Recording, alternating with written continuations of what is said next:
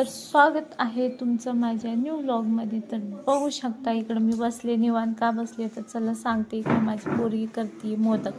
तिला खूप दिवस झालं मोदक करायचे, मम्मी मोदक करायचं तर म्हटलं कर बाई आज. ती मग म्हटली मी आज सगळं मीच करणार आहे, सगळं खिसणार खोबरं. हे बघा किती टाईमपास लावलाय.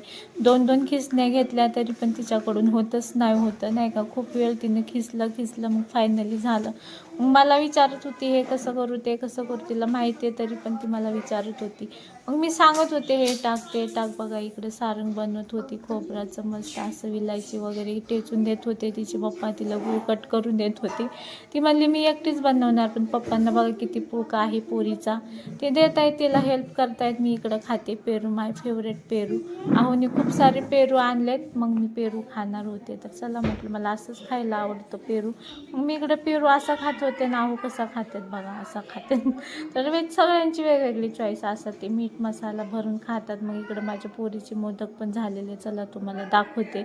एकच नंबर दिसत होते दिसायला. तर हे बघा छान छान मोदक झाले होते.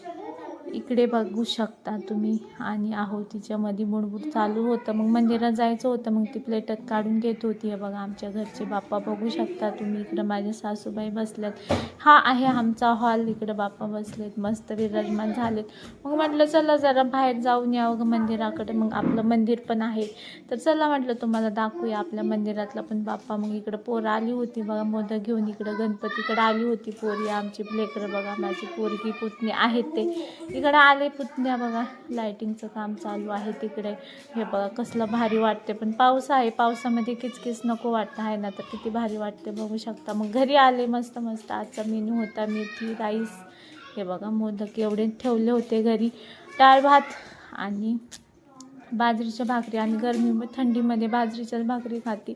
आणि हे बघा ट्युशनहून आले, चिप्स खात पप्पांशी गप्पा मारत होती. काय मारत होती काय माहिती नाही. आणि स्टार्टिंगला तर बघितलं असेल कसं भारी प्रसन्न वाटतं मंदिरामध्ये. आणि मोदक टेस्ट केलं, एकच नंबर झाला होता. थोडंसं सारण कमी भरलं होतं, पण मस्त लागत होतं. चला आजसाठी एवढंच.